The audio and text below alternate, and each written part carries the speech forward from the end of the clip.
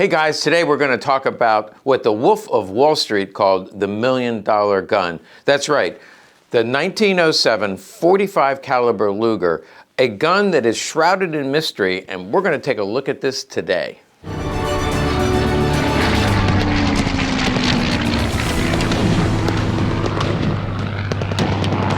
Okay, I might as well jump right into it by telling you this is a replica of the .45 caliber Luger. You may have guessed that because the $1 million gun, or so it's been called, actually sold in 2010 at Greg Martin Auction, now out of business, for about $500,000. And I can't show it to you because I can't find a picture of it anywhere, and that's part of the mystery of this $1 million gun. It originally sold for $1 million, or so it's been reported. I think that was back in the 1980s. Perhaps the best place to start is a little bit about the history that led to the production of the .45 caliber Luger. Then I'll show you this excellent replica. We'll even get to see Ian McCullum shoot this gun. I found that on the internet and found that fascinating. So I think you're going to learn something. But first, let's take a look at the history of why this gun was made.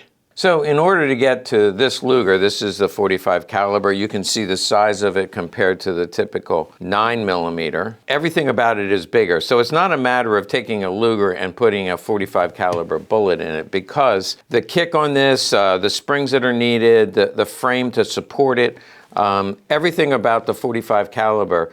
This is made, by the way, by Luger, who is in Pennsylvania, and I don't know how many he's made, but there are several on the internet, and you can buy them for, I think they're around $8,500, and there's quite a wait to get one, and a little bit will show it being shot. Now this is probably the best quality one that's made. There's one made by Krausworks, which I have not taken a look at, and then others that were made by John Martz, which, according to Ian, the quality is not quite as good. This was made from the original blueprints, according to Luger, and as I said, everything about this is bigger. I'll just go ahead and show you the bore because I think you can see the comparison. This is an early 1900 American Test Eagle, made in .30 caliber. It's actually 7.65, but .30 caliber Luger. You can see the bore on that compared to your typical 9mm.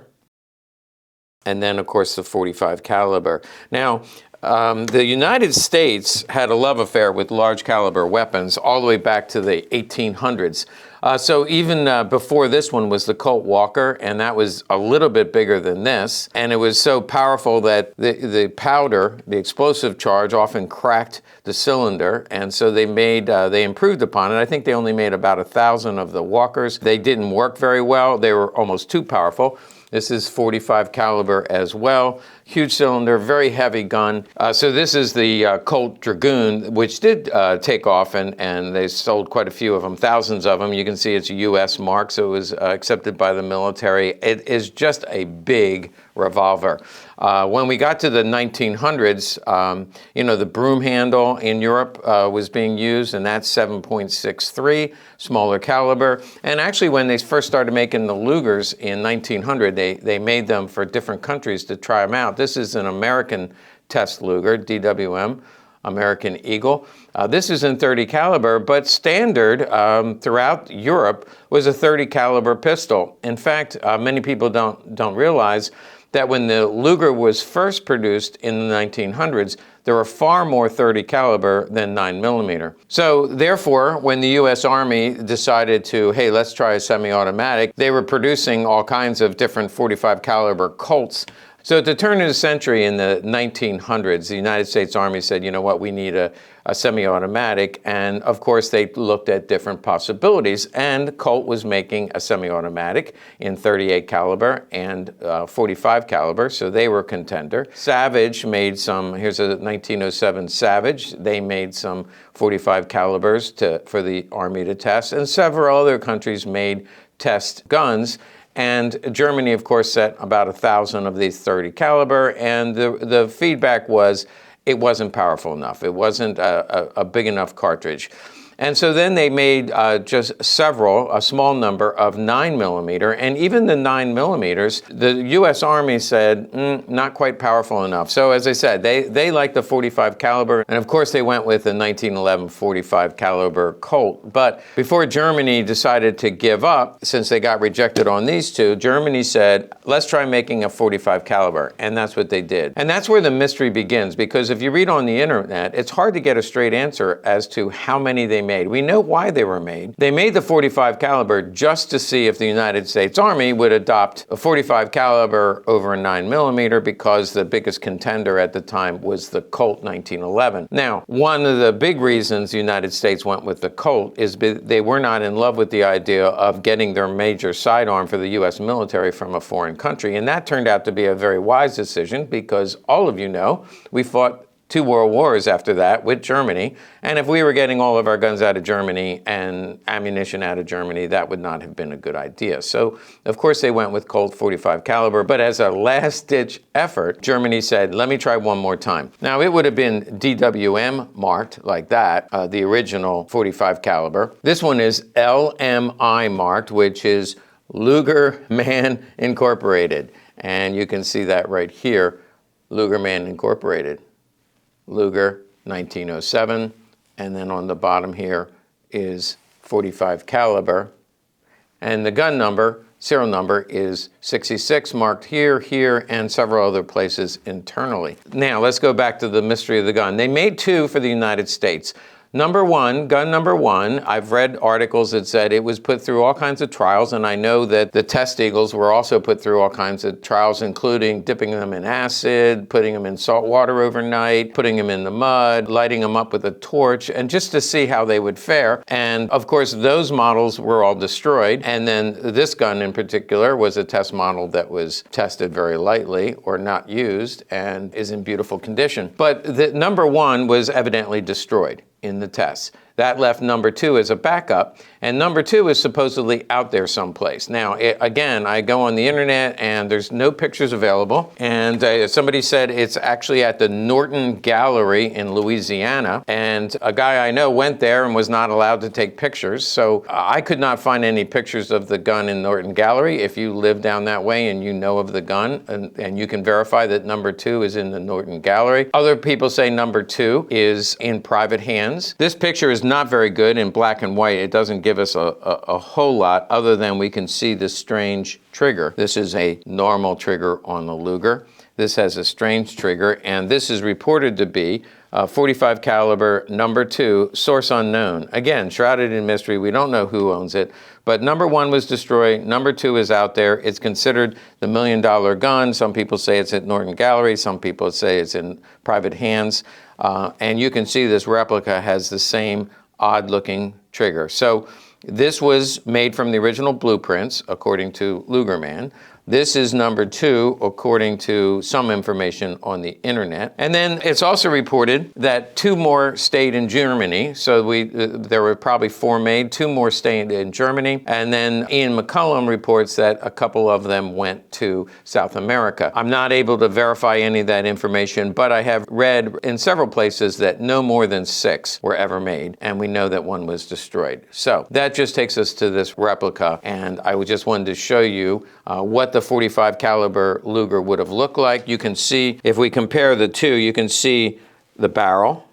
Just for lack of a better word, we'll say, take a look at the girth.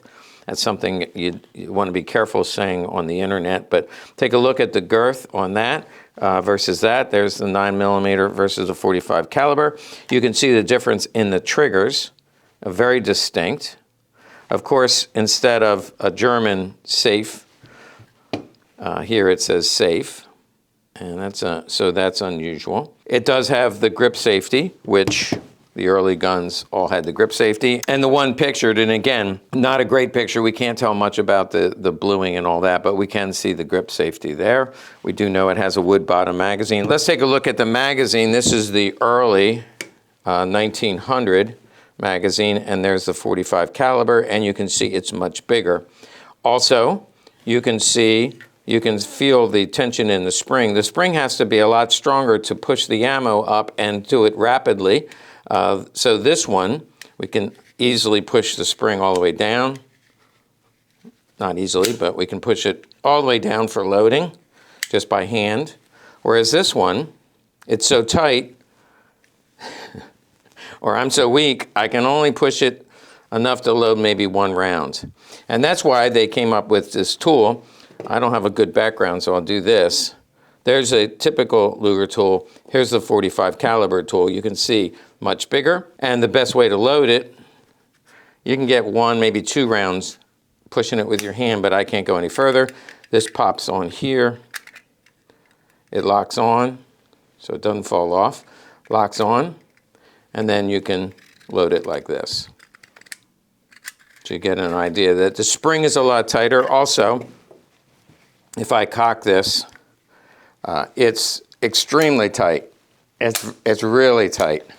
You'll take my word for it, but pulling that back is a bear. And then also the takedown is very tight. Now that might just be the way that these are made. The tolerances are very tight. Everything about this is very tight. And Ian will shoot this for us, and he'll give his commentary, but he raved about the quality of this Luger, how it shoots and how it was made. So just finishing up on the idea of the differences, I don't think I would have noticed it, but Ian pointed out that the angle of the frame is a little bit different. When I line up the barrels and the frame, you can see that the angle is just a little bit different. And of course, again, going back to the girth, it's wider, stronger springs, much tighter functioning in order to handle the 45 caliber ammunition, the power of the 45 caliber ammunition. Let's take a look at Ian firing this, and he shows you the recoil and even in slow motion. Let's take a look. This thing came with 3 7-round magazines, so let's see if it works.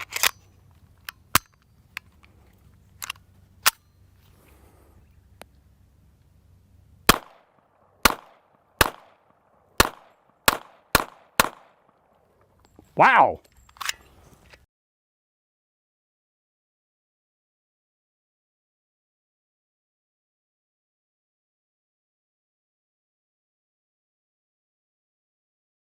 Okay, also, he's a much better shot than me, but let's take a look at the accuracy of the $1 million Luger.